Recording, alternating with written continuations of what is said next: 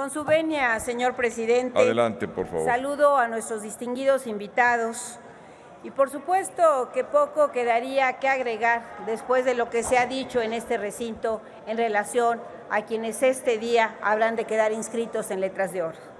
Pero como poblana, internacionalista y legisladora, es una distinción dirigirme a la Asamblea en el marco del homenaje que hoy rendimos a uno de los hombres que como diplomático, legislador y poblano han contribuido a enaltecer el nombre de México en el plano nacional e internacional. Su obra fue en el pasado, su legado se proyecta en el presente y el futuro. Decía don Gilberto Bosques, la oportunidad en el tiempo es muy valiosa y efectivamente, él fue un hombre cuyo tiempo de vida lo hizo testigo y protagonista de acontecimientos que marcaron la primera parte del siglo XX, tanto en México como en el mundo. Gilberto Bosques nació, como se ha dicho, en Chiautla de Tapia, Puebla. Fue profesor, periodista, representante popular, político y diplomático.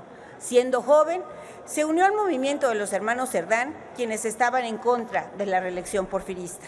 En este periodo quedó clara su convicción y compromiso con los ideales nobles de la justicia, libertad y desde entonces estaba convencido del reparto de tierras, del fomento de la industria nacional, del salario justo para los trabajadores, de la educación obligatoria y de la supresión del ejército. Inquieto y comprometido con sus ideales, en 1914 se dirige a combatir en contra de la ocupación estadounidense del puerto de Veracruz. También participó en la rebelión de la Huertista, en contra del presidente Álvaro Obregón y de su candidato Plutarco Elías Calles, quienes desde su punto de vista se habían apartado de los ideales revolucionarios.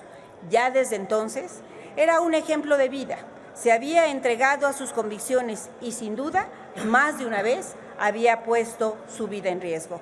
Años más tarde, el tiempo le abre nuevas oportunidades para ampliar su huella en la historia nacional y más allá de nuestras fronteras, al colaborar con el presidente Lázaro Cárdenas.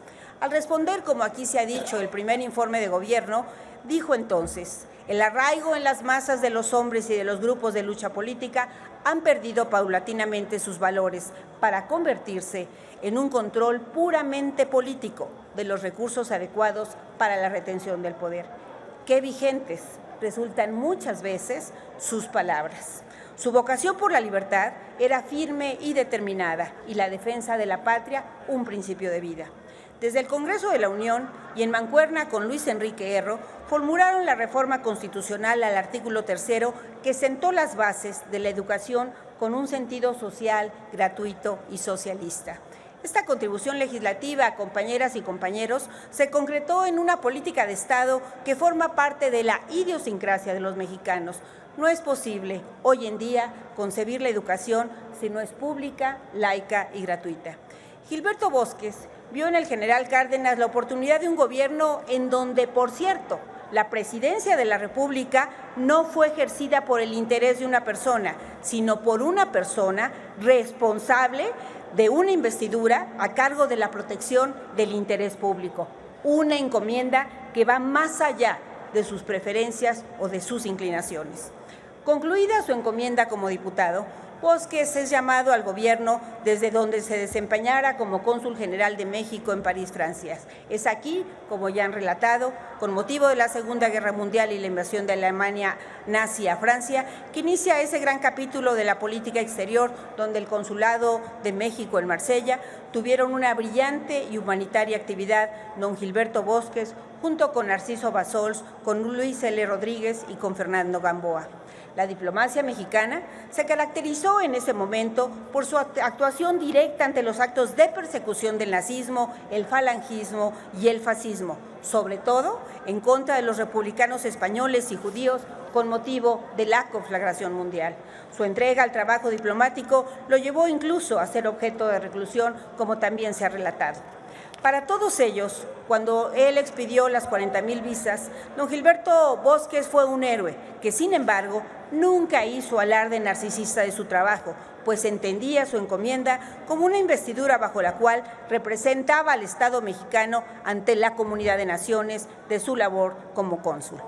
Podría seguir relatando muchas cosas de don Gilberto Bosques. Permítame, señor presidente, simplemente terminar diciendo que hoy, cuando estamos inscribiendo con letras doradas en el muro de honor en esta Cámara de Diputados a don Gilberto Bosques, constituye un ejemplo de ese desempeño público desinteresado, en donde la investidura es más importante que la persona.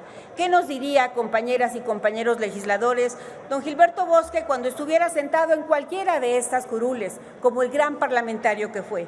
Seguramente estaría escribiendo una historia fructífera, siempre respetuoso de la Constitución y de las instituciones del Estado. Seguramente con la sabiduría y el temple que le caracterizaba, nos diría que no existe una hoja de ruta que nos conduzca a una sociedad mejor, ningún manual, que lo único que podemos hacer es elegir con mucho cuidado a nuestros amigos, a nuestros aliados, a identificar también a nuestros adversarios, pero que solo así, con esa templanza, podríamos no caer de nuevo en las tentaciones que ofrecen las diferentes formas del autoritarismo.